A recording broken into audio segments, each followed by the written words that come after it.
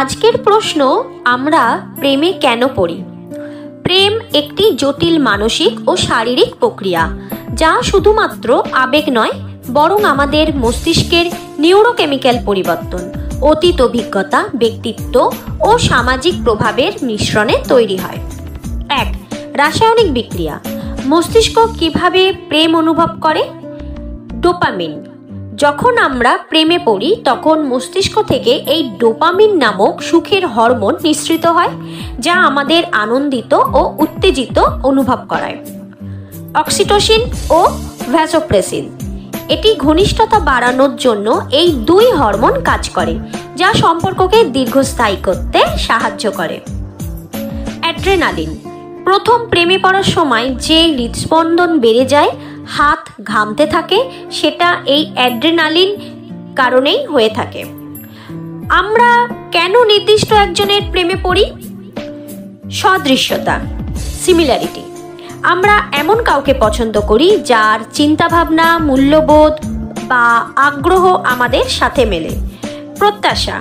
আমাদের বেড়ে ওঠার অভিজ্ঞতা, শৈশবের সম্পর্ক ও বাবা মায়ের আচরণও প্রেমে পড়ার ধরনকে প্রভাবিত করে।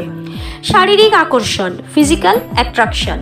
আমাদের মস্তিষ্ক অবচেতনভাবে এমন কাউকে পছন্দ করে যার বাহ্যিক বৈশিষ্ট্য আমাদের জিনগত উপযোগিতা বাড়াতে পারে। প্রাপ্যতা ও নৈকট্য। যে মানুষগুলো আমাদের জীবনে নিয়মিত উপস্থিত থাকে, তাদের প্রতি আমাদের আবেগ তৈরি হওয়ার সম্ভাবনা বেশি। প্রেম কি শুধুই আবেগ নাকি মানসিক প্রয়োজন? প্রেম শুধু আবেগ নয়, এটি আমাদের মানসিক ও সামাজিক প্রয়োজনও পূরণ করে। আমরা প্রেমে পড়ি কারণ এটি আমাদের নিরাপত্তার অনুভূতি দেয়, এটি আমাদের আত্মবিশ্বাস বাড়ায় ও জীবনকে অর্থবহ করে তোলে। এটি একাকিত্ব দূর করে এবং মানসিক স্বাস্থ্যের উন্নতি ঘটায়। প্রশ্ন হলো, প্রেম কি চিরস্থায়ী? সাইকোলজি বলে প্রেমের 3টি ধাপ থাকে। 1. ইনফ্যাচুয়েশন, মানে প্রথম আকর্ষণ, যেটি উত্তেজনা ও আবেগপূর্ণ সময়।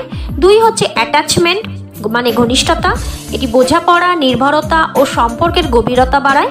3 হচ্ছে কমিটমেন্ট, মানে অবিচ্ছেদ্য সংযোগ, বাস্তবতা বুঝে পরস্পরকে গ্রহণ করার পর্যায়। প্রেম তখনই দীর্ঘস্থায়ী হয় যখন এটি শুধু আবেগের ওপর নির্ভর না করে, বরং বোঝাপড়া, শ্রদ্ধা ও পারস্পরিক সমর্থনের ভিত্তিতে গড়ে ওঠে। তাহলে তোমার কি মনে হয়, প্রেম কি শুধুই কেমিস্ট্রি নাকি মানসিক সংযোগও জরুরি?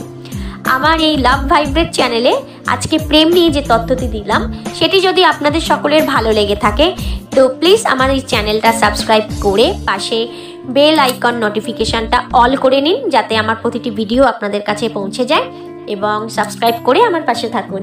নমস্কার, আমি অদিতি সাহা।